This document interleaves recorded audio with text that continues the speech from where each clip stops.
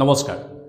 15 জুলাইৰ পৰা 14 আগষ্টলৈ বৃহস্পতি গ্ৰহৰ অস্তযোৱা অৱস্থাৰ ফলত সকলো 12টা ৰাশি আৰু লগ্নৰ ওপৰত পৰিবলগীয়া জ্যোতিষশাস্ত্ৰীয় প্ৰভাৱ আজি আলোচনা কৰিব লৈছোঁ। যদিও এই সময়ছোৱাত বৃহস্পতি গ্ৰহ স্বৰাশি বা উচ্চ স্থানত থাকিব, তথাপিও সূৰ্যৰ অতি ওচৰ চাপি অহাৰ বাবে ইয়াৰ স্বাভাৱিক শক্তিশালী আৰু শুভ প্ৰভাৱ সাময়িকভাৱে হ্ৰাস পাব। সেইবাবে এই সময়ছোৱাত সকলোৱে অলপ সাৱধানতা আৰু ধৈৰ্যৰ সহায় লোৱাটো প্ৰয়োজন। প্ৰথমতে মেঘ ৰাশিৰ ওপৰত ইয়াৰ প্ৰভাৱ কিদৰে পৰিব সেয়া ক'ব লৈছোঁ। প্ৰথম কথা, পাৰিবাৰিক দায়িত্ব বৃদ্ধি পাব আৰু ভ্ৰমণৰ ক্ষেত্ৰত কিছু সমস্যাৰ সৃষ্টি হ'ব পাৰে।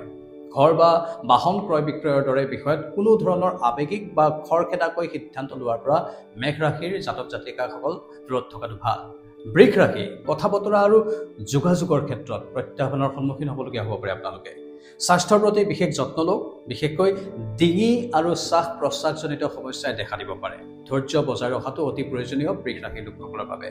মিথুন ৰাশিৰ বাবে বৈবাহিক জীৱনত স্বামী বা স্ত্ৰী আৰু ব্যৱসায়িক অংশীদাৰসকলৰ সৈতে স্পষ্ট তথা সঠিকভাৱে কথা বতৰা পতাত গুৰুত্ব দিয়ক, যাতে কোনো ভুল বুজাবুজি নহয়। এই সময়ছোৱাত কোনো ডাঙৰ আৰ্থিক বিপদ আহিব পাৰে, সেয়েহে তেনেধৰণৰ ৰিস্ক নল'ব। কৰ্কট ৰাশিৰ লোকসকলে মানসিক চিন্তা বা মানসিক চাপ বৃদ্ধি পোৱাৰ আশংকা আছে। তেওঁলোকৰ স্বাস্থ্যৰ অৱনতি ঘটিব পাৰে, বিশেষকৈ যকৃত লিভাৰ আৰু হজম ক্ৰিয়াৰ সৈতে জড়িত সমস্যা হ'ব পাৰে। নিজৰ দৈনিক দিনপঞ্জী বা ৰুটিন সঠিকভাৱে পৰিচালনা কৰক। সিংহ ৰাশিৰ লোকসকলৰ বাবে ক'ব বিচাৰিছোঁ, শিক্ষাৰ ক্ষেত্ৰত প্ৰভাৱ পৰিব পাৰে। বিশেষকৈ যিসকল শিক্ষাৰ্থীয়ে বিদেশত পঢ়িবলৈ যাব বিচাৰে, তেওঁলোক হয়তো এই দিনকেইটাত বাধাৰ সন্মুখীন হ'ব পাৰে। আৰ্থিক দিশত কিছু চাপ থাকিব। কোনো ধৰণৰ ঋণাত্মক প্ৰভাৱ বা কুসংগৰ পৰা আঁতৰি থাকক।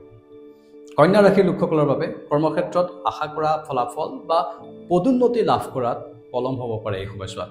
বিত্তীয় দিশত কোনো ধৰণৰ খৰখেদা বা যধে মধে বিনিয়োগ কৰাৰ পৰা বিৰত থাকক। তুলা ৰাশি, তেওঁলোকৰ ক্ষেত্ৰত কৰ্মক্ষেত্ৰত বিভিন্ন বাধা বিঘিনি আহিব পাৰে আৰু উচ্চপদস্থ বিষয়া বা কৰ্তৃপক্ষৰ সৈতে মতানৈক্য বা সংঘাত হ'ব পাৰে। বৃত্তিগত জীৱনত ভাৰসাম্য আৰু সংযম বজাই ৰাখক। বৃশ্চিক ৰাশিৰ লোকসকলৰ বাবে আধ্যাত্মিক উন্নতি আৰু ভৱিষ্যতৰ পৰিকল্পনা কৰাৰ বাবে এয়া এক উত্তম সময়। অৱশ্যে শিক্ষাৰ্থীসকলে পঢ়া শুনাৰ ক্ষেত্ৰত সামান্য পৰিমাণে বাধাৰ সন্মুখীন হ'ব পাৰে। ধনু ৰাশিৰ লোকসকলৰ বাবে স্বাস্থ্য আৰু আৰ্থিক বিষয়ত অতিমাত্ৰা সাৱধান হোৱাৰ প্ৰয়োজন এই সময়খিনিত। এই সময়খিনিৰ ভিতৰত কোনো ধৰণৰ শ্বেয়াৰ মাৰ্কেট বা তেনেধৰণৰ ইনভেষ্টমেণ্টত পইচা নলগাব আৰু আনক ধন ধাৰলৈ দিয়াৰ পৰা এই সময়খিনিত বিৰত থাকক, অন্যথা লোকচান হ'ব পাৰে। মকৰ ৰাশিৰ লোকসকলৰ বাবে ব্যৱসায়িক অংশীদাৰিত্ব আৰু বিবাহৰ কথা বতৰা চলোৱাৰ সময়ত অতি সাৱধানে পদক্ষেপ লওক এই সময়খিনিত। স্বাস্থ্যৰ বিশেষ যত্ন লওক, বিশেষকৈ হৰমনৰ ভাৰসাম্যহীনতাৰ সমস্যা বা তেনেধৰণৰ কিছু সমস্যাৰ সৃষ্টি হ'ব পাৰে। কুম্ভ ৰাশিৰ লোকসকলৰ বাবে এইখিনি সময়ত কৰ্মক্ষেত্ৰত মানসিক চাপ বাঢ়িব পাৰে আৰু তলতীয়া কৰ্মচাৰীসকলৰ সৈতে সংঘাত হ'ব পাৰে। আপোনাৰ কথা বতৰা, ভাষা আৰু খাদ্য অভ্যাসৰ ওপৰত নিয়ন্ত্ৰণ ৰাখক।